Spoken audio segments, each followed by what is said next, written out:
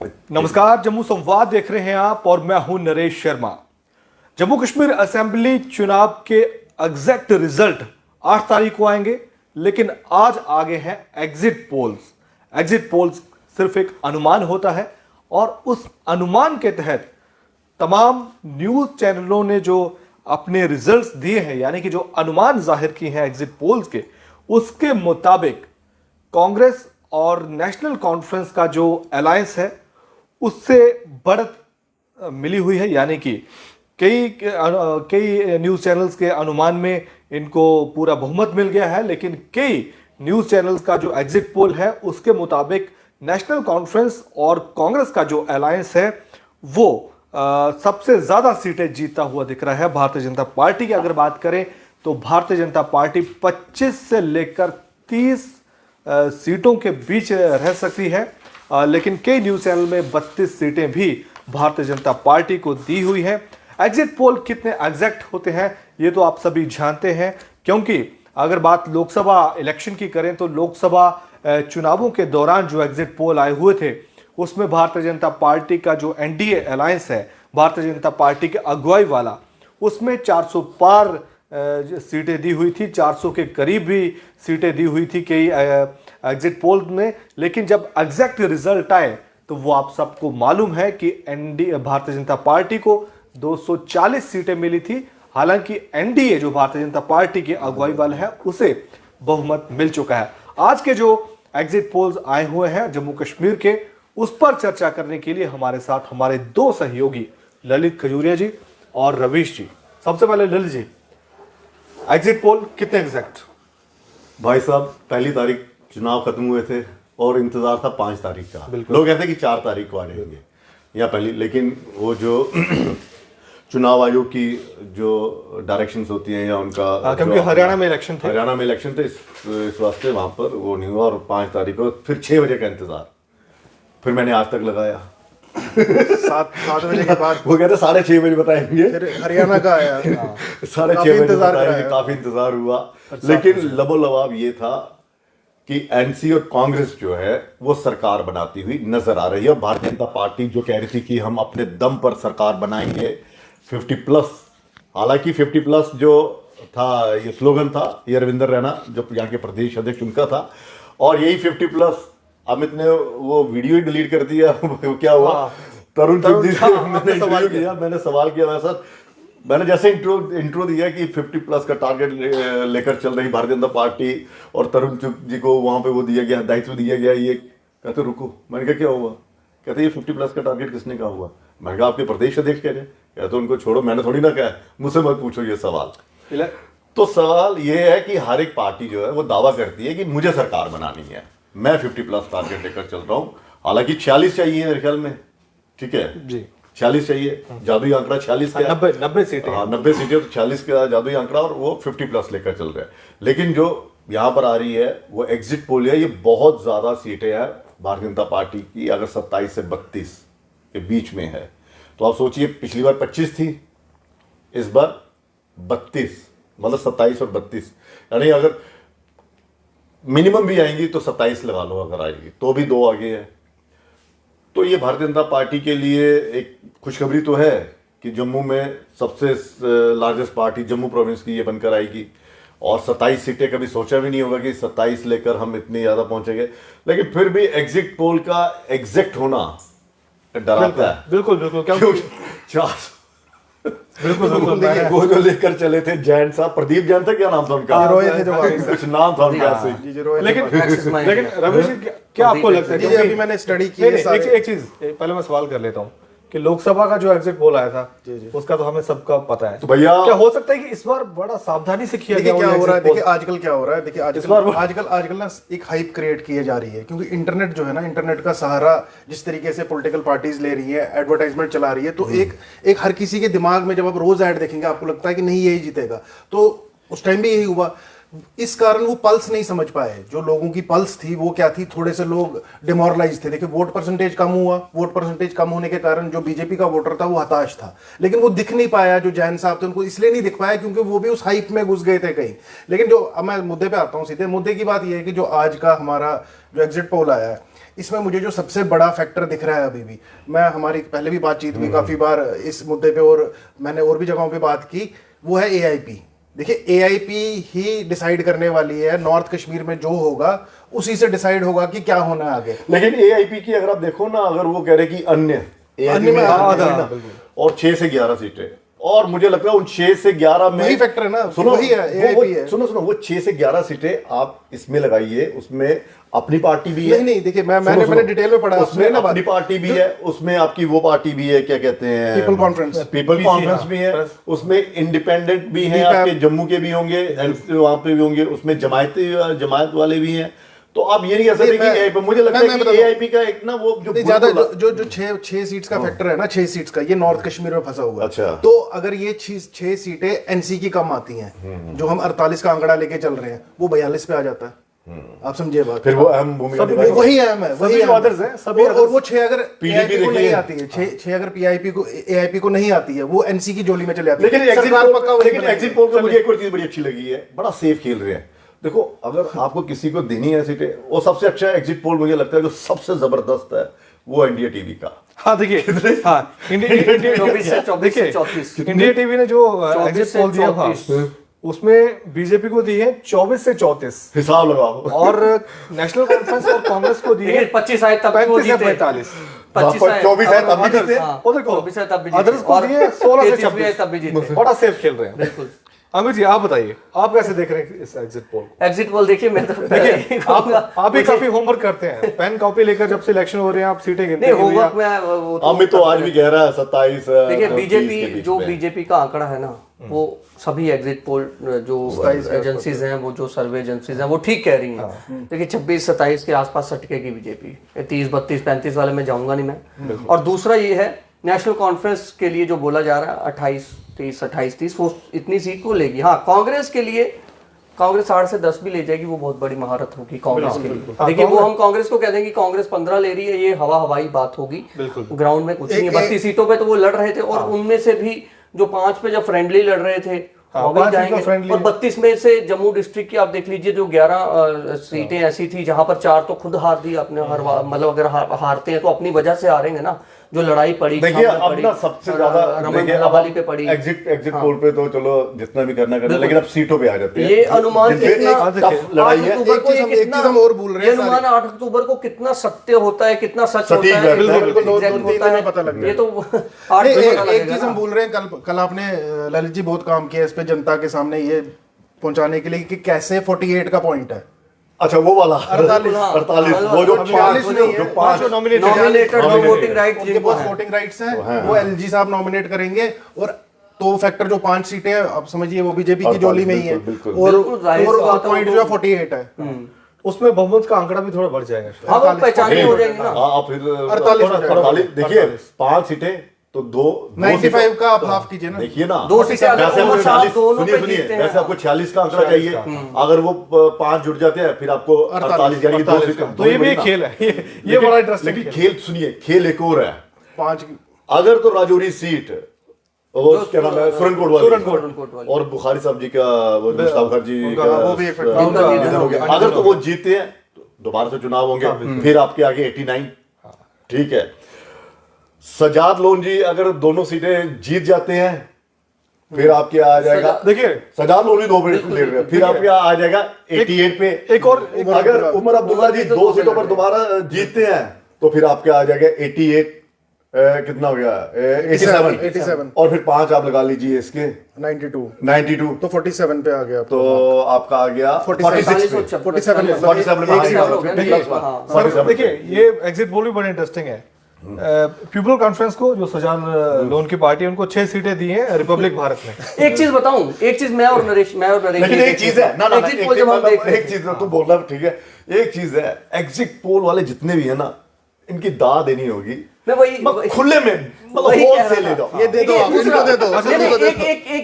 एक चीज मेरा मानना ये है, लेकिन आएगी ठीक है, बीच में ऐसे जो बड़े राष्ट्रीय स्तर पर काम करने वाले पत्रकार हैं, या जो मतलब पॉलिटिकल एनालिस्ट कहते हैं अपने आप को, जिनको एक तमगा दिया होता है, हाँ जी ये पॉलिटिकल एनालिस्ट है, ये बड़े बारीकी से समझते हैं। हम देख रहे थे कुछ पुराने जो चेहरे हैं, राजीव वगैरह हो गए, और भी कुछ चेहरे थे, वरिष्ठ पत्रकार, मतलब यार आप लोग बीजेपी को जम्मू कर, ओ भैया जम्मू ने तो पहले भी 25 सीटें दी थी। और जो मुझे बीजेपी के बेसिकली क्या है कि उनको धरातल में या तो उनके यहाँ के जो चैनल्स वालों को भी, देखिए अगर आज तक कुछ करता है तो उसका ब्यूरो की ये जिम्मेदारी है कि उसको समझाना पड़ेगा कि जम्मू और कश्मीर में अंतर क्या है। नहीं, एंकर को भी स्टडी थोड़ा करना, एंकर भी अपने से ही वो इस तरह से समझाते हैं कि देखिए होता क्या कि वो एक यूपी वाला फॉर्मेट, बिहार का फॉर्मेट, झारखंड का फॉर्मेट, वही वो जम्मू कश्मीर में हरियाणा तो साथ ही चल रहा था, यहाँ पर चेप देते हैं। चेपने से अच्छा है कि आप थोड़ा सा स्टडी कर लीजिए। कुछ नेशनल चैनल्स के पत्रकार आए थे जम्मू कश्मीर में, वो आते हैं दिल्ली से, फ्लाइट पकड़ते हैं, श्रीनगर उतरते हैं, शिकारे के पीछे फोटो हुई हम जम्मू कश्मीर का, तो भैया शिकारा थोड़ी ना रिप्रेजेंट कर रहा है। बिल्कुल बिल्कुल, जम्मू कश्मीर को तो मैटाडोर भी रिप्रेजेंट कर रही है।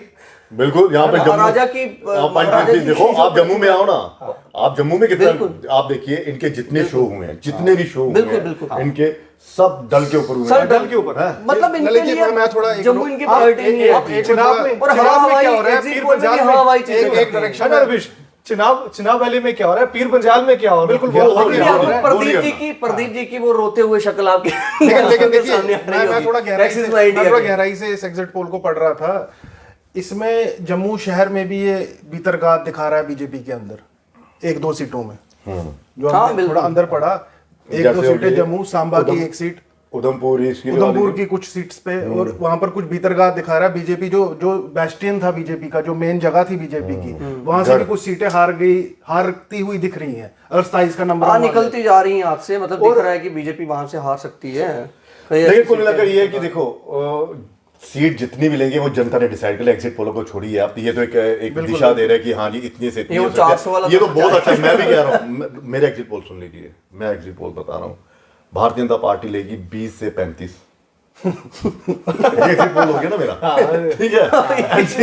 एनसी लेगी, एनसी लेगी 22 से 38, ये मेरा एग्जिट पोल है, ठीक है। ये एग्जिट पोलों को छोड़िए, आपको सबसे ये देखना है कि जहां पर टफ फाइट है वो सीट किसको मिलेगी। बिल्कुल बिल्कुल, उस सीट पे कितनी सीटें ऐसी हैं, कम से कम उस सीट पे हम चर्चा करते हैं, 6 से 7 सीटें चर्चा करेंगे। सबसे पहले हम आ जाते हैं आपके सांबा की रामगढ़ वाली, वहां पे जो मुकाबला है 2 पूर्व मंत्री डॉक्टर मन्याल और यश कुंडल जी, बिल्कुल एनसी और कांग्रेस यहाँ दूसरे से, हाँ ठीक है, लेकिन दोनों पूर्व मंत्री रहे और काफी जो एग्जिट पोल है वो कुंडल जो है, यशपाल कुंडल जो है वो, और जो सीट का डिलिमिटेशन हुआ, जो इलाका उनके पास आया, वो उसी इलाके को काट कर उधर डाला गया जो उनके पास था पहले से, जिनके लिए वो वहां के विधायक रह चुके थे, मंत्री रह चुके थे, कुंडल जी, बिल्कुल।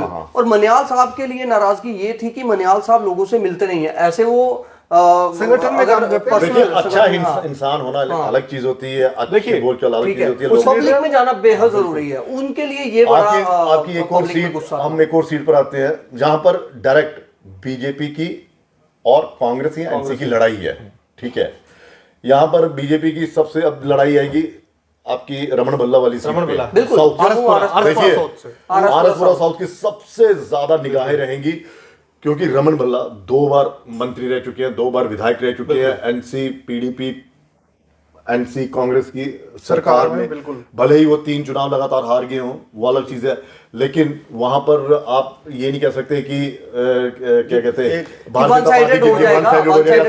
जनता पार्टी जीतेगी, और जी महंत जी का जो रोल है वो एक अहम भूमिका निभाएगा, ऐसा नहीं हो सकता। वोट परसेंटेज कम था, अब ये कम क्या था, वो एंटी बीजेपी माना जाएगा। स्टार्टिंग में जब रमन भल्ला जब वहां पर अनाउंस हुए थे, स्टार्टिंग में ये लग रहा था कि भैया रमन भल्ला जीत जाएंगे, लेकिन उसके बाद जो समीकरण बने, देखिए लास्ट के 2 से 3 दिन, देखिए इस चीज को फोटो वायरल हुआ प्रधानमंत्री जी का और पीएम मोदी जब मिले, महंत जी उनसे मिले, उन्होंने आशीर्वाद लिया, आपने वो फोटो देखा। देखिए लेकिन उससे पहले हमने दौरा भी किया, एक और चीज हमने दौरा भी किया, वीडियो वायरल, लेकिन एक और उससे पहले एक वीडियो वायरल होता है यहाँ पर सुदर्शन सिख समुदाय से टिकट देने को लेकर, नहीं सुदर्शन सिंह वजीर का जो प्रेस कॉन्फ्रेंस करते हैं, वो कहते हैं कि हम जो सिख वोट है वो भारतीय जनता पार्टी को वोट डालेगा, वो रमन भल्ला को डालेगा, ठीक है, कि महंत जी का आदेश है, ये उन्होंने बोला। लेकिन उसके बाद महंत जी जब पीएम मोदी से मिलते तो वहां पे सारी पिक्चर क्लियर होती। दूसरा ये भी है, रमन भल्ला के लिए आप देखिए,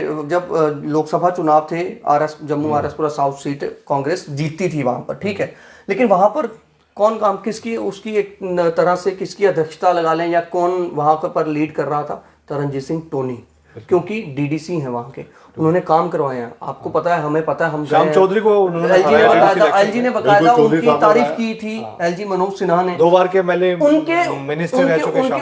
उनके उससे जो है वहां पर पिछली बार लोकसभा में आपने जब लोकसभा चुनाव हुए थे कांग्रेस को वो बढ़त मिली थी, तो लेकिन क्या बीजेपी में भीतर गात है, तो क्या यहाँ पर तो नहीं हुआ। लेकिन देखिए लोगों में गुस्सा होता है ना, आपको याद होगा लोगों में गुस्सा था कि टोनी जी को यहाँ लड़वाना था, आपने क्यों वो हो गया जो होना था। वहीं से तो वोट डिसाइड होना था। और भी कई सीटें नहीं, अब निगाहें इस पर ये रहेगी कि महंत जी का जो रोल है, जो अपील है, जो उन्होंने किया, वो किसके खाते में जाएगी। लेकिन मेरा ये सीट जो है उस पे बड़ी मेरा पर्सनल जो मैंने मतलब ग्राउंड में या जो लोगों से हमने बात की या सिख वोटर से जो मैंने बात की, उसमें मुझे लगता है कि वो रोल जो है, वो फोटो जो है पीएम का जो उनसे मिलकर आशीर्वाद लेना, जो नरेंद्र सिंह जी हैं, मुझे लगता है शायद जनता ने उनको आशीर्वाद दे दिया। ये मतलब जो ऐसे पर्सनल लग रहे हैं। एक और हॉट सीट है नौशहरा। अरे भैया सबसे hot, very very very hot seat है। लड़ाई भी बहुत जबरदस्त। रविंद्र रैना साहब और चौधरी साहब, जम्मू कश्मीर के अध्यक्ष, रैना साहब और चौधरी और सुरेंद्र चौधरी नेशनल कॉन्फ्रेंस के दोस्त भी बने थे बीच में। सुरेंद्र चौधरी बीच में और शादी करवानी थी, बड़ा कड़ा उस सीट पे भी टाइट, काफी क्लोज फाइट है, बिल्कुल वो है। और एक और हॉट, लेकिन नौशहरा पे बात कर रहे थे, थोड़ी नौशहरा पे बात होनी चाहिए। नौशहरा पे बात इसलिए भी बनती है भैया, प्रदेश अध्यक्ष हैं बीजेपी के, और वो प्रदेश अध्यक्ष जिसने बीजेपी को घर घर तक पहुंचाया, लेकिन जब अपनी सीट की बारी आई फंसते नजर आए। कई ऐसी वारदात भी हुई वहां पर, जब लड़ाई झगड़े आपने देखा बीच में किस तरह से, फिर वो शराब वाला सीन आ गया बीच में, शराब ये बेच रहे हैं, वो बेच रहे हैं, चैनल पर खबरें चलने लगी, अपने चैनल पर भी खबरें चलने लगी। ये बड़ी चीज थी, एक नैरेटिव सेट करने की कोशिश कर दी जाती है ना। लोग ये कह रहे थे कि कोई भरोसा नहीं, रविंद्र रैना जी छत से गिर जाए, घायल हो जाए और वहां पे भर्ती हो जाए। हम एक चीज बोल रहे हैं इस सारे में कि उस सीट पे जो टिकट का वितरण हुआ था वो देर से हुआ था। उसको मैं ऐसे लेता हूँ कि रविंद्र रैना जी वहां से शायद नहीं लड़ना चाहते थे, वो थोड़े डरे हुए थे। बाहु वाली सीट से लड़ना चाहते कि मुझे बाहु वाली सीट तो थोड़ा सा मैंने कुछ एक आध बाहु वाली मिल जाए, या फिर सर्वे में वो सीट हारी हुई दिखाई जा रही है बीजेपी की। अच्छा, कुछ एक आध सर्वे में चलो वो अलग चीज है, लेकिन ये है कि सबकी निगाहें रहेंगी उधमपुर ईस्ट में, क्योंकि भारतीय जनता पार्टी सरकार बनाने का दावा कर रही है, और अगर ये सीट भारतीय जनता पार्टी नहीं जीतती है और हारती है तो सबका ज्यादा ठीक रहा, इन्हीं के ऊपर उधमपुर ईस्ट जो है ना, जो इस सीट है उधमपुर ईस्ट, इस जो सीट है ना, जो डिलिमिटेशन हुआ है ना, परिसीमन हुआ ना, वो परिसीमन तय करेगा, क्योंकि जो इलाका रामनगर का था वो इस तरफ आया, ठीक है, जाहिर सी बात है वहां के पुराने विधायक, जब देखो पुराने विधायक थे, उधमपुर के आउटस्कर्ट, जो जम्मू की तरफ की आउटस्कर्ट है, वहां से उस वोटर ने डिसाइड किया किसको हमारा विधायक बनना है। और उसकी जो बाउंड्री है, बाउंड्री पूरी जो हमारा दार रोड है, दार रोड सारा उसमें आता है, करीबन बिलावर को टच कर जाता है। बिल्कुल, आप समझिए पूरी इतनी लंबी सीट है। एक बात मैं बोल दूं, वो जो लड़ाई है वो ना पवन खजूरिया की लड़ाई है, ना आरएस पठानिया की लड़ाई, वो लड़ाई है बीजेपी वर्सेस बीजेपी। हाँ बिल्कुल, देखिए बीजेपी के मिसमैनेजमेंट में ज्यादा बोलूंगा, वही ना, बीजेपी वर्सेस बीजेपी है, क्योंकि जो आजाद के तौर पर वहां पर चुनाव लड़ रहे हैं वो बीजेपी के ही थे। हालांकि 2014 में शिकस्त का सामना करना पड़ा था उन्हें, लेकिन अब जो सोशल मीडिया पर देखिए, यहाँ तो सोशल मीडिया पर इतना यकीन किया जाए कि चुनाव ही ना हो तो टिकट उन्हें जितवा दो, एक चीज। दूसरा ये है कि ये जो लड़ाई आपस की है, ये भीतरघात भी होगा, मैं बार बार कह रहा हूँ, क्योंकि जरूरी नहीं है कि पवन खजूरिया के साथ सिर्फ पवन खजूरिया के सपोर्टर होगा, पवन खजूरिया के साथ भारतीय जनता पार्टी के भी अंतरखाने में वो सपोर्टर होंगे जो भीतरघात करेंगे, और ये सीट भी बड़ी हॉट है। और उससे भी ज्यादा हॉट सीट जो है वो चनैनी वाली है, यहाँ पर दो भाई आमने सामने हैं और दोनों एक ही पार्टी से निकले हुए। बिल्कुल उनकी जो ठीक है ना, शुरुआत हुई है एक ही पार्टी देखिए हर्षदेव को भी इसलिए हल्के में नहीं लिया जा सकता, बेशक वो अपनी वाणी के कारण जैसे भी है, लेकिन 3 सालों से वहीं बैठे हुए हैं। वो विधायक तो हो गया ना, वो हार गए भैया, 18,000 वोट तक सीमित गए, लेकिन लोगों में रहे, उस सीट के बनने के बाद वो लोगों के बीच चाहे जैसे भी भले उन्होंने लोगों को कई बार वीडियो भी वायरल हुआ, गाली भी दी, गाली गलौज भी कई बार चलो कर दिया, लेकिन उन्होंने कर दिया, वहां पर बैठे थे। हाँ, दूसरा ये है कि मनकोटिया साहब अपनी वाणी को लेकर बड़े एक तरह से पोलाइट है। हाँ, बिल्कुल बिल्कुल। नहीं, एक बार बड़ा कहा था, जब यहाँ कहा था कि छमिया वो चलिए वो तो नचनिया यहाँ पे आ जाती है, वो वही मैं बोला, कंट्रोल है, कंट्रोल कह करते हैं, रहे थे कि यार वो पता नहीं कैसे जुबान फिसल गई, ऐसे बयान वो देते नहीं है, लेकिन बड़े टफ मुकाबला है। ये जितने भी बहुत टफ है ना, मुकाबला है। इसमें किसी की भी राजनीति खत्म होने वाली नहीं है। अगर हाँ, हर्षदेव के थोड़ी सी हो सकता है, अगर कुछ हुआ तो उल्टा हुआ, लेकिन एक सीट और है जिसपे एक व्यक्ति का राजनीतिक करियर जो है वो इस जीत और हार पर निर्भर है, वो है चौधरी लाल सिंह। बिल्कुल, मैं आ रहा था, मैं जो कोई भी कहे, मैं कह रहा हूं चौधरी लाल सिंह के बारे में कोई भी कहे, लेकिन इन 2018 के बाद इन्होंने छोड़ी थी ना, 18 में छोड़ दी थी इन्होंने पार्टी, 19 के बाद की, 18 मतलब 19 में इन्होंने चुनाव लड़ा। 2019 से लेकर 2024 तक इन 5 सालों में एक नेता मुझे बता दो जो सड़क पर उतरा हो, भले उसके साथ ये व्यक्ति ऐसा था जो सड़क पर वो पर्सनल मुफाद थे सर। मैं कह रहा हूं जैसा भी है, एक नेता तब बागी हो जाता है जब उसको आप उसका मंत्रीशिप चली जाती है। नहीं, देखिए, बात करना बेहद जरूरी है। चौधरी लाल सिंह मंत्रीशिप गई, चंद्र प्रकाश गंगा भी थे, पार्टी ने आज इनाम दिया, सीट मिली, लड़ रहे हैं, सेफ सीट लग रही है बीजेपी के लिए, विजयपुर की। चौधरी लाल सिंह को तब आप देख लीजिए, ठीक है, कहा जाता है कि 2014 में उनको टिकट नहीं दिया कांग्रेस, उन्होंने कांग्रेस को छोड़ दिया, नहीं दिया तो भैया पार्टी हाईकमान का फैसला था। जिस पार्टी ने आपको बनाया, जिस पार्टी ने आपका इतना लंबा सफर हुआ आपका राजनीति का, आप मंत्री MP बने, विधायक बने, आप मंत्री बने, ठीक है, आप उसी पार्टी के नहीं हुए, फिर आप बीजेपी में आ गए, बीजेपी ने आपका मंत्रीशिप छीन लिया, फिर आप कहेंगे कि मैं जम्मू के डोगरे के लिए, भैया आप 18 साल से डोगरा आपके लिए आया नहीं, डोगरा सर्टिफिकेट जब खत्म हुआ था इन्हीं पे इसलिए सवाल मैं उसके राजनीतिक उनके राजनीतिक नहीं, मतलब ये बात कर रहे हैं कि मैं कह रहा हूं किस कारण वो 5 सालों में नुकसान हुआ, देखिए, मैं कह रहा हूं जो मर्जी संगठन हो, इन 5 सालों में कह रहा हूं एक ही नेता था, भले ही देखो मेरा इंडिविजुअल इंटरेस्ट हो, लेकिन मैं लोगों की बात तो करूंगा ना। लेकिन जिस पब्लिक के लिए बात कर रहे हैं उस पब्लिक का विश्वास नहीं जीत पा रहे हैं, क्योंकि उस पब्लिक को पता है आपके लिए, आप देखिए, उन्होंने बनाया था डोगरा स्वाभिमान संगठन, बिल्कुल तो जाहिर सी बात है एक नया संगठन बनाया है तो उसके लिए वो घर तो बैठे नहीं रहेंगे, उनको पब्लिक के बीच जाना है, बिल्कुल, उनको अपने मुद्दे बताने, सब अपनी राजनीति ये तो कांग्रेस जो बनी तो कितना लोगों ने मुझे बताओ। देखिए, एक नेता कांग्रेस के विपक्ष, मेन विपक्ष थे कांग्रेस से, कितने लोग मुझे बता दिए जो जनता के मुद्दों को लेकर सड़क पर आए होंगे। नेता के लिए खुद को राजनीति में जिंदा रखने के लिए सड़क पर उतरना पड़ता है। इतना जरूर है, स्वाभिमान संगठन बनाने के बाद इस जीत से उनका या हार से उनका राजनीतिक जो करियर है, भविष्य, वो उस पर करेगा। लेकिन इतना ये हो गया कि भाई साहब, जब भी आप अपने सलाहकार रखें, ये एक सीख है, सलाहकार भी चले गए, वो सलाहकार देखिए बीच मझधार में छोड़ के भारतीय जनता पार्टी उन्होंने एक जरूरी बात पहले जोड़ूंगा, कठुआ के अंदर काफी पोल जो आ रहे हैं, एक सीट दिखा रहे हैं कांग्रेस को, बसोली की, वो कांग्रेस की दिखा रहे हैं, बसोली की, हीरानगर की भी, देखिए हीरानगर बसोली की पब्लिक डिसाइड करेगी कि क्या कांग्रेस को। बसोली से कौन है? चौधरी लाल सिंह है? नहीं, लाल सिंह है ना, वही चौधरी लाल सिंह है ना, वही लाल सिंह बीजेपी के। अच्छा, एग्जिट पोल वो बता रहा है। हाँ, 1-2 एग्जिट पोल दिखा रहे हैं, ये उनके लिए खुशखबरी है, उनके लिए खुशी की थोड़ी सी लहर है। जबकि दूसरा ये है कि आप बनी वाली सीट पे चले जाएं। हाँ, बनी में ज्यादा मुझे लगता है कि अगर वहां पर आप इंडिपेंडेंट को दे देते, या क्योंकि जो माहौल जो बन रहा था, बेशक हो सकता है कांग्रेस को भी कोई वहां पर एज हो या कांग्रेस आगे चल रही हो, वहां पर कुछ कहा नहीं जा सकता पब्लिक का, क्योंकि वहां का वोटर ऐसा है कि वो लास्ट के 2 देखिए, इंडिपेंडेंट अगर वहां पे जीतता है, मेरा ये मानना है कि इंडिपेंडेंट अहम रोल निभाएंगे, और इंडिपेंडेंट उनसे जुड़ना चाहेंगे जो सरकार बनाएगी। और भाई साहब, इंडिपेंडेंट हूँ, मुझे तो आपके साथ छंब करनी है ना, छंब में जो इंडिपेंडेंट मोल भाव करना है, मुझे मिनिस्टर बनाओगे तो मैं जाऊंगा आपके साथ।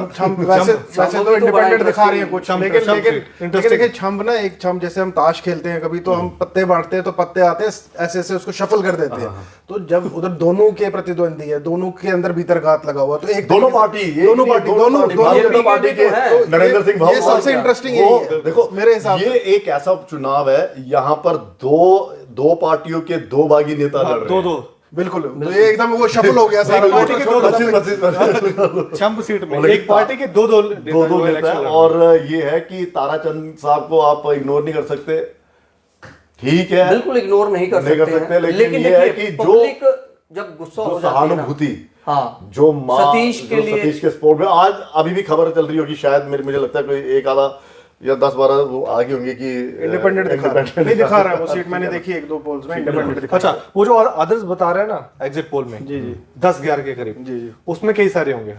हाँ, AIP हो गया, AIP हमने चर्चा करी, अवामी इत्तेहाद पार्टी है। अच्छा, एक से कुछ और भी उमर अब्दुल्ला साहब, उमर अब्दुल्ला पे आ रहा था, उमर अब्दुल्ला साहब बांदरबल दिखा रहे हैं, दिखा रहे हैं बीरवा में दोनों दिखा रहे हैं, दोनों मैक्सिमम पे। फिर इसका मतलब लेकिन एक बात है, उमर अब्दुल्ला साहब की एक चीज बड़ी अच्छी लगी। देखो, हार जीत अलग चीज है, ये प्रोपेगेंडा करना है कि ये देशद्रोही पार्टी है, आतंकियों की पार्टी है, अलगाववाद को बढ़ावा देगी। भाई साहब, अगर ये अलगाववाद को बढ़ावा दे रही है, ये आतंकियों की पार्टी है, पाकिस्तान से बातचीत करके यहाँ पर माहौल खराब कर देगी, तो मुझे बताइए होम मिनिस्टर साहब क्या कर रहे हैं, प्राइम मिनिस्टर साहब क्या कर रहे हैं, क्या कर रही है आपकी केंद्र की सरकार? इसका मतलब केंद्र की सरकार बेबस है इन लोगों के आगे, वो तो घुटने टेक रही है उमर अब्दुल्ला साहब के आगे, और उसके आगे डालो जेल में।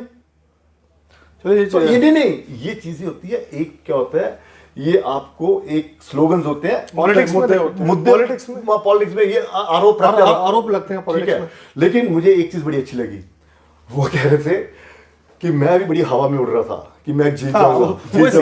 और वोटर ने ऐसा मेरे गाल पे तमाचा मारा है कि मुझे आज भी नींद नहीं आ रही। देखिए, बहुत कम लोग होते हैं इस तरह की स्पष्ट बात करने वाले, और उन्होंने कहा था कि भैया लोकसभा इलेक्शन में उनको सिंपैथी मिली थी, इंजीनियर साहब के बेटों को मिलेगी। थोड़ा उनके बेटे कह रहे थे कि वो बाहर आए तो लोग कह रहे थे कि आपके वोट मेरे वालिद को बाहर आए तो उन पर तंगा लगा दिया नेशनल और हमने उनको सवाल भी किया था। देखो, पूरी तरह से उन्होंने उमर साहब को हमने सवाल किया था कि बीजेपी ने छोड़ा, अगर उनको नहीं छोड़ा होता शायद वो ज्यादा। एनसी और कांग्रेस ने पूरी तरह से उन पर एक ये तमगा लगा दिया कि बीजेपी ने इनको बाहर निकाला है। आप देख लीजिए, वो जो बुलबुला था जो 5-7 सीटें लेनी थी, वो मुझे लगता है बड़े अलग से भद्रवा की रैली में सवाल किया कि क्या इस बार सिंपैथी मिलेगी, बोलते मुझे नहीं पता। हाँ, पहले मिली थी। लेकिन हाँ, एक नए सितारे का उदय होने वाला है राजनीति में, वो है इल्तिजा मुफ्ती काफी सुर्खियों में रही है। हाँ, एक राजनीति मुझे लगता है कि जब सीट बंटवारा हुआ था पीडीपी में तो लड़ाई भी बड़ी लगी। सारा सिनेरियो देखे इलेक्शन का कि राइट्स छीन लिए गए हैं चीफ मिनिस्टर के, वो सब ट्रिबलाइज हो गया। जो बड़े बड़े लोग थे, आजाद जैसे गुलाम नबी आजाद हो गया, फारूक अब्दुल्ला, इन्होंने ज्यादा पार्टिसिपेट नहीं किया। तो मैं इस इलेक्शन को पता क्या देखता हूँ कि इल्तिजा मुफ्ती का लॉन्च पैड था सिर्फ ये। अच्छा, आप समझ रहे, जिस तरीके से डिसहार्टेंड थे सारे लोग, ये पहले भी हमने बात की थी एक बार कि इल्तिजा मुफ्ती का एक लॉन्च पैड है। तो जो आ रहे हैं अभी सी वोटर की तरफ से भी जो आया, उसमें वो इल्तिजा मुफ्ती को ही दिखा रहा है वो सीट। चलिए, ये तो लेकिन हम ये बता रहे हैं कि किन किन सीटों पर जो है वो निगाहें रहेंगी। और अब ये देखना है कि भारतीय जनता पार्टी, देखिए इन चुनावों में एनसी कांग्रेस ये दोनों का गठबंधन था और सबको लग रहा कि इन्होंने इकट्ठे जीत के सरकार बनानी है। लेकिन सबसे बड़ी चुनौती है भारतीय जनता पार्टी की, जो कह रही है कि इस बार सरकार हम बनाएंगे और मुख्यमंत्री भारतीय जनता पार्टी की तरफ से होगा। ये एक है कि वो जादुई आंकड़ा किस तरह से। चलिए, एक चीज और भी है दिल्ली में, इसीलिए तो तलब किए गए हैं। सर्वे ऐसे भी हैं कि वो एनसी कांग्रेस को और बीजेपी को बराबर सीटें दे रहे हैं, बल्कि जो अलायंस को और बीजेपी को। अगर हंग असेंबली रहेगी, मुझे क्या जरूरत पड़ी आपको नाराज करने की? नाराज करने की गुलिस्तान कुछ और भी वालों ने, रिपब्लिक है, लेकिन वो मुझे लग नहीं रहा है इतना स्पष्ट। अगर ऐसा होता है, क्योंकि कुछ भी समीकरण हंग असेंबली दिखा, देखिए हंग असेंबली में तो जहां भी ऐसा हुआ है वो देखिए, अब मैं बता रहा हूं, अगर ऐसा हुआ तो कोई भी पार्टी, देखिए भारतीय जनता पार्टी के साथ आजाद जुड़ेंगे, ये है। आप कहिए कि कोई पार्टी, देखिए भारतीय जनता पार्टी के साथ अब एक चीज जुड़ गई है, और वो कश्मीरी जो हैं वो उन्होंने उसकी सजा भी दी है। 1996 में एनसी फुल मेजॉरिटी में आती है, 1996 में फुल मेजॉरिटी में आती है, लेकिन जैसे ही 96 में भारतीय जनता पार्टी की केंद्र में वाजपेयी साहब की सरकार आती है और एनसी उसमें सपोर्ट उसको देती है। और उसके बाद जब 2002 में यहाँ पर चुनाव होता है, ठीक है, पीडीपी का तो जनता जो है वो उसको नकार देती है कि भाई साहब आपने भाजपा के साथ, एक मिनट, भाजपा के साथ, एनडीए के साथ आपने वो किया। यही परिस्थिति 2014 में हुई, पीडीपी और भारतीय जनता पार्टी की सरकार बनी, ठीक है, केंद्र में ये थी, फिर यहाँ पे उन्होंने गठबंधन की सरकार बनाई, पीडीपी ने सपोर्ट किया, दोनों ने मिलकर सरकार बनाई। लेकिन जैसे सरकार कश्मीर के लोग हैं, उन्होंने कहते कि भाई साहब ये तो चाहे एनसी हो चाहे पीडीपी हो, इनको हमने क्या करना है, हटाओ इनको भी यहाँ से। और 2019 में जबरदस्त शिकस्त हुई और 19 से ऐसी शिकस्त हो रही है 2024 तक यहाँ पे चुनाव उनको हार। तो ये है कि अगर ये जो इंजीनियर रशीद की अगर आप बात कर रहे हैं, अगर इंजीनियर रशीद भी भारतीय जनता पार्टी को सपोर्ट करता है कि उन पर निगाहें टिकती हैं कि भाई साहब लीजिए हम आपको सरकार देंगे, हम आपकी सरकार बनाते हैं, हमारी सपोर्ट, तो कोई भरोसा नहीं कि अगली बार जो चुनाव होंगे वो भी बाहर हो जाए। लेकिन सबकी कश्मीर निगाहें में जो है बीजेपी के साथ जाने का मतलब ये है कि आत्महत्या। अरे आत्महत्या क्या आप देख नहीं अपनी पार्टी में क्या था, देखिए वो अब एक शगुफा छोड़ा, बीजेपी ने और देखिए भारतीय जनता पार्टी को सपोर्ट करेंगे, भारतीय जनता पार्टी उसको सपोर्ट कर रही है, तो उधर से वो साफ हो मुझे गया। लगता है कि बीजेपी को इस बार भी नुकसान इस चीज का हुआ क्योंकि उसने पहले अनाउंस कर दिया कि कश्मीर में हम इंडिपेंडेंट खड़े करेंगे। हाँ और ये वहां पर रविंद्र लोग- रैना ने बिल्कुल बिल्कुल है ना, रविंद्र रैना ने बड़ी बार कहा कि कश्मीर में कुछ अपनी सीटों पे पार्टी अपने कैंडिडेट अपनी पार्टी के लिए भी रविंद्र रैना ने कहा था कि और बैट को कुछ सीटों पे हम इंडिपेंडेंट इंडिपेंडेंट खड़ा कर रहे हैं, और वो इंडिपेंडेंट कौन थे?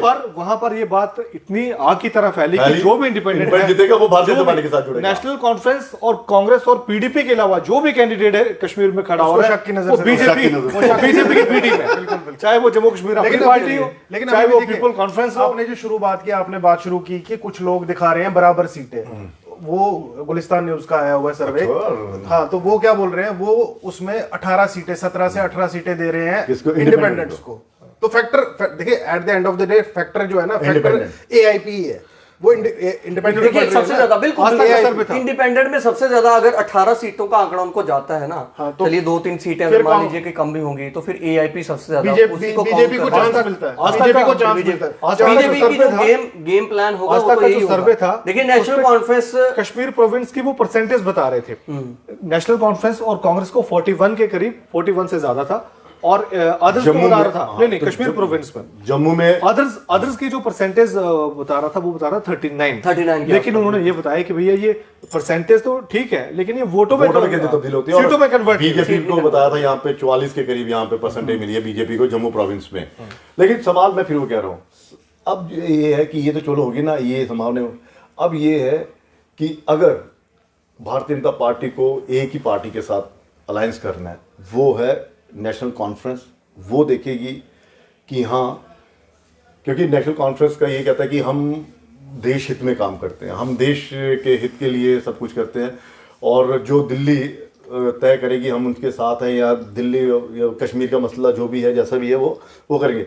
अब ये है कि क्या अगर ये मतलब कि 5 सीटें लेकर ये तो वो जो प्रीपोल कांग्रेस- अलायंस उनका हुआ है, फिर उसका क्या होगा, कांग्रेस का तो वहां पे क्या होगा? महाराष्ट्र में क्या अच्छा, होगा? महाराष्ट्र नहीं नहीं सिचुएशन महाराष्ट्र में क्या होगा? इतिहास दो- इनका सिचुएशन मतलब महाराष्ट्र में इतिहास में तो रहेगा, लेकिन उसके ऊपर जम्मू में ये चीजें देखिए, अगर अलायंस को वो मैजिक आंकड़ा नहीं मिलता है और कांग्रेस की सीटें कम हो जाती है, मैं वही कह रहा हूं। 3 सीटें भी हो सकती है बिल्कुल। कांग्रेस की। ऐसा भी सर्वे और है, अगर 3 36-37 ये लगे, अगर 39-40 पे ये तो फिर- दोनों रुक गए, तो फिर मुझे लगता है कि एनसी ये कहेगी भाई साहब कि ज्यादा लोगों से उलझे। 32 दी थी, 32 अभी में से 10 तो अभी तो ईडी वाला केस बंद हुआ है, अभी तो वो वापस लिया है, अभी तो वापस लिया है। नहीं, डॉक्टर और फारूक अभी अब्दुल्ला काफी मजे हुए खिलाड़ी हैं लेकिन राजनीति फारूक में। अब्दुल्ला की यही कोशिश रहेगी, या बड़े तो मजे हम हुए खिलाड़ी अच्छे आंकड़े लेकर अकेले दम पर बनाएं और कांग्रेस भी अच्छी सीटें लेकर जाए, तो ताकि दोनों में कोई वो ना हो। और अगर बहुमत का आंकड़ा बात करते हैं। बहुमत का आंकड़ा हम नहीं ले सके और हमारी सीटें उससे ज्यादा आती है और कांग्रेस 2-3 या 4-5 में सिमट जाती है, तो फिर हमें किसके साथ चलना। और बीजेपी की रिहा देखिए, अमित जो हम भी जो बात करते हैं, अगर बीजेपी को इंडिपेंडेंट भी लेने पड़े फिर वही दुहाई देगी कि भारतीय संविधान के तहत इन्होंने देखिए, वो तो लड़े हैं। पार्टिसिपेट किया है, वो आगे डोमिनेट तो वो डेमोक्रेटिक भारतीय सिस्टम संविधान में सिस्टम में आ गए वो इनको और पावर अच्छी बात यह है कि अगर इंडिपेंडेंट्स में से जमाती वाले आएंगे, जमात वाले आएंगे, तो अच्छी बात है ना, वो विश्वास करते हैं। डिबेट काफी लंबी हो रही है। इन्होंने उनको आतंकी एक सवाल बनने पर मजबूर किया। मतलब मैं ये बात कर रहा हूँ, एक सवाल अगर ऐसा होता है कि अब जो एग्जिट पोल आया, अगर मान लीजिए एग्जैक्ट जो रिजल्ट है वो भी वैसे ही अगर आते हैं, वैसे ही आते हैं, नेशनल कॉन्फ्रेंस और कांग्रेस का जो अलायंस है वो सरकार बनाने अगर उनको मौका मिलता है, तो क्या आपको लगता है कि जम्मू खित्ते को नुमाइंदगी मिलने जा रही है आज के एग्जिट पोल के हिसाब से? मुझे नहीं लगता फिर कैसे नुमाइंदगी मिलने जा रही है? नहीं, यानी कि जो सरकार बनेगी कितनी सीटें, ये डिपेंड होता है भारतीय जनता पार्टी कितनी सीट लेती है। नहीं सरकार की नुमाइंदगी, क्योंकि सरकार तो एग्जिट पोल के मुताबिक तो अगर एनसी कांग्रेस का अलायंस बनता फिर तो उधर से ही होगा ना, फिर तो तो यानी कि बात है। सरकार जो बनेगी एक प्रोविंस की नुमाइंदगी करेगी, क्योंकि कांग्रेस को कितनी सीटें आएंगी जम्मू देखिए ये तो पहले भी सरकार तो पहले भी उधर से ही चलती थी, लेकिन थी तो वो जम्मू कश्मीर की थी। हाँ लेकिन एक बार बीजेपी का ये है कि तो ये बीजेपी का opposition ये की है भूमिका बड़ी अच्छी देखिए बात है। अगर ऐसी सरकार बीजेपी का ये है अगर ऐसी सरकार बनती है कि और बल्ला साहब भी एक बार जीतते हैं, सीएम बल्ला जम्मू साहब से भी भी जीतते हैं, बल्ला साहब भी जीते हैं, तो मैं देखता हूँ बल्ला साहब को एक अच्छी पोस्ट पे फिर अगर सरकार एनसी कांग्रेस वो हाँ बनती है वो तो और फिर बल्ला साहब भी गठबंधन में जीते जो तय होगा किसको क्या देना है, मतलब किसको क्या देना, वो तो मंत्री तो मैं बोल भी देता हूँ कि डिप्टी सीएम तक बन सकते हैं। एक खित्ते कुछ चीजें ऐसी तो बनेंगी, एक कुछ खित्ते चीजें से 35-40 नुमाइंदगी करेंगे और दूसरे खित्ते से 3-4 लोग नुमाइंदगी करेंगे सरकार। किसमें? सरकार में? हाँ नो तो टोटल। देखिए डिवीजन में जम्मू डिवीजन की बात करें तो रजौरी पुंछ वाली साइड भी सीटें हैं एनसी यार सरकार में नुमाइंदगी कर रहे हैं, और opposition वाले साइड भी है। नुमाइंदगी कर रहे हैं क्या? अब 2 दिन नींद नहीं आएगी, आज रात को भी बड़ी मुश्किल है, कल भी। वो है देखिए नींद उड़ जाए सात तेरी। तारीख। आप पता क्या हो रहा है? सुनिए वो और गाना। 8 तारीख को वो सुबह चैन से वही सोने वाला। आंकड़े हो जैसे लोकसभा में हुए, एक्सिस माइंड वाले प्रदीप जी रो रहे हो, मतलब मैं ऐसे बात कर रहा हूँ, लेकिन वो माहौल बड़ा जबरदस्त इस था। बार हम थोड़ा उम्मीद कर सकते हैं कि वो जो एग्जिट पोल करने वाले लेकिन लोग हैं सवाल ना, ये भी है। एग्जिट पोल करने वाले लोग हैं, बड़े ही उन्होंने फूंक फूंक का कदम रखा। एक मिनट काटना नहीं, सतर्कता के बस साथ। काटना अभी नहीं काटना। एक चीज और है, याद है मैंने और आपने 2014 में जब दिल्ली में हमने कहा था सरकार, तो वही है कि गठबंधन तो बनेगा तो, लेकिन ये है कि गठबंधन टिकेगा कितने साल, क्योंकि एलजी साहब को बहुत पावरें दे दी गई हैं। बिल्कुल। और ये अभी है कल भी इसी की युक्ति। लड़ाई थी, उमर साहब ने जब ट्वीट किया, गृह मंत्री साहब के ऑफिस से उधर से आ गया जी ये तो गुमराह कर रहे हैं, नहीं ज्यादा ये तो बड़ा फैक्टर 2019 5 सीट वाला फैक्टर ज्यादा बड़ा 2019 वो बड़ा सबसे डर अब बेटा ये सबसे 5 डर सीट वाला फैक्टर चलिए मैं क्लोज कर देता हूँ अभी। कर दो जी। आगे है एग्जिट पोल, एग्जैक्ट जो नतीजे आएंगे वो आएंगे 8 तारीख को। फिलहाल जो अभी एग्जिट पोल हैं उनका एनालिसिस करिए। फिलहाल इतना ही, धन्यवाद।